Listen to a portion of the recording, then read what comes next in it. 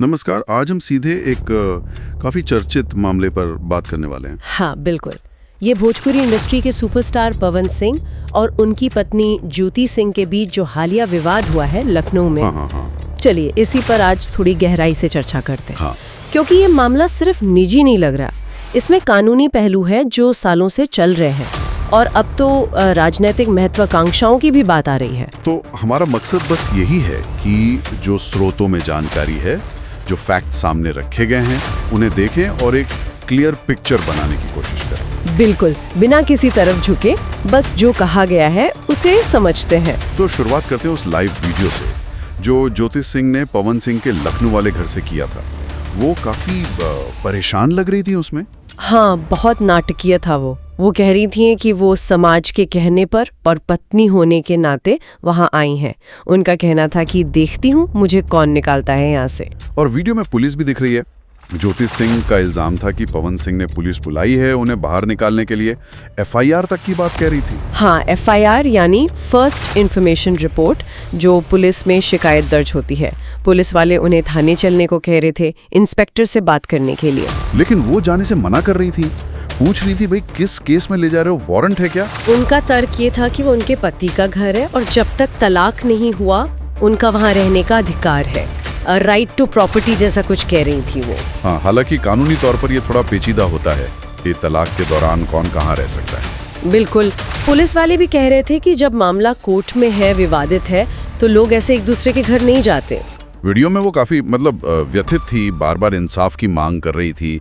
यहाँ तक कह दिया कि अगर थाने ले गए तो वो जहर खा लेंगी। ये बहुत बड़ी बात है। और उन्होंने सीधे पवन सिंह पर आरोप लगाए कि चुनाव के लिए इस्तेमाल किया, फिर किसी और लड़की के साथ होटल चले गए जिस वजह से उन्हें घर छोड़ना पड़ा।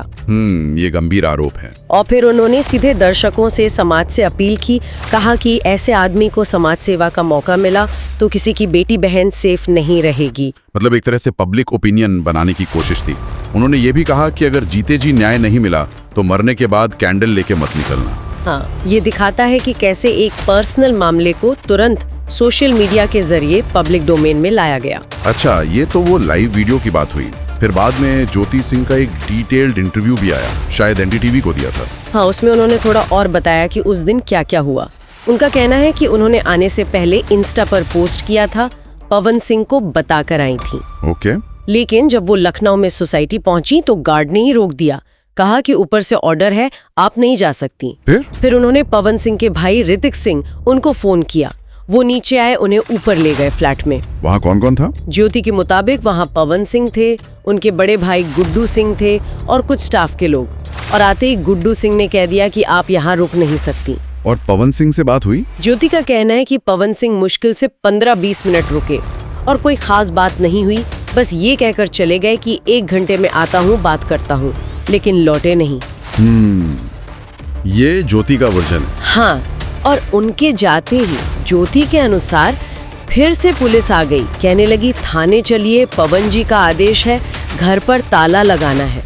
तो ज्योति सिंह ने पुलिस पर हैरासमेंट का आरोप लगाया। बिल्कुल। उनका कहना था कि उन्हें बेवजह परेशान किया जा रहा था। एक चीज और, ज्योति सिंह इस बात से बिल्कुल इनकार कर रही हैं कि ये कोई प्री प्लान्ड था या वो पवन सिंह की पॉलिटिक्स खराब करना चाहती थी। हाँ, वो कह रही हैं कि उन्होंने तो पिछले चुनाव में उनके लिए प्रचार किया था, धूप में घूमी थी, पैरों में छाले पड़ गए थे। तो उनका सवाल है कि अगर पवन सिंह चुनाव लड़ते हैं तो उन्हें क्या प्रॉब्लम होगी? वो तो बस पत्नी के नाते बात करने गई थी। उनका कहना है कि उन्हें मौका ही नहीं दिया गया बात करने का। ठीक है, ये तो हो गया ज्योति सिंह का पक्ष जो उन्होंने इंटरव्यू में रखा।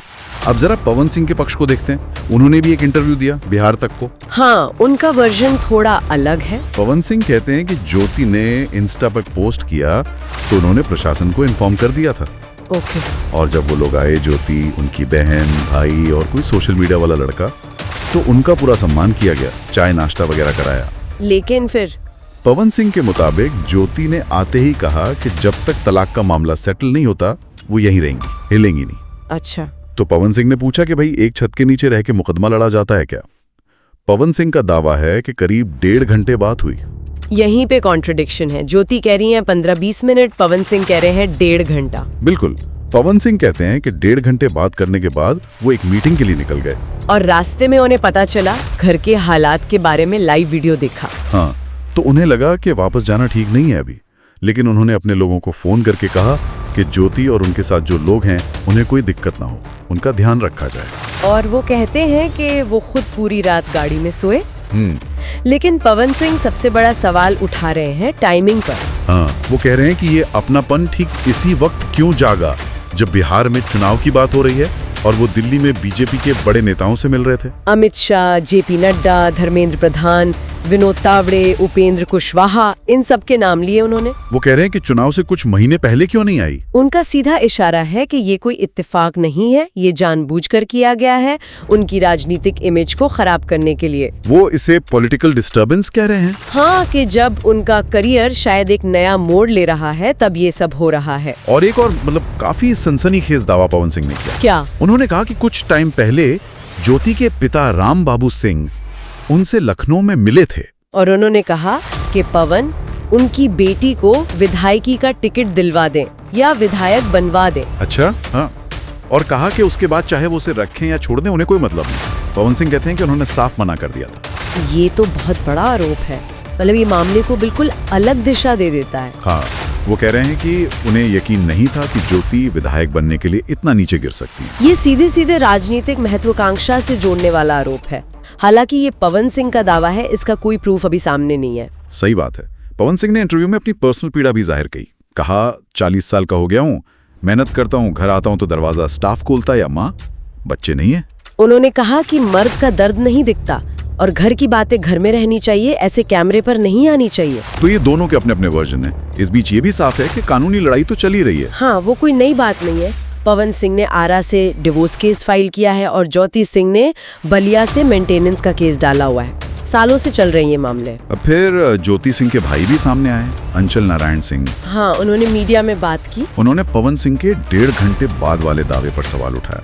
कहा कि अगर बात हो गई होती तो ज्योति लाइव क्यों करती।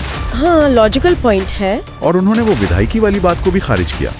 कहा कि पवन सिंह खुद अभी पार्टी ज्वाइन कर रहे हैं, वो क्या किसी को टिकट दिलाएंगे। उन्होंने उल्टा सवाल पूछा कि अगर ज्योति इतनी बुरी थी तो चुनाव के टाइम क्यों याद आई, क्यों सिंदूर लगाया, फोटो खिंचवाई। हाँ, ये भी एक पॉइंट है।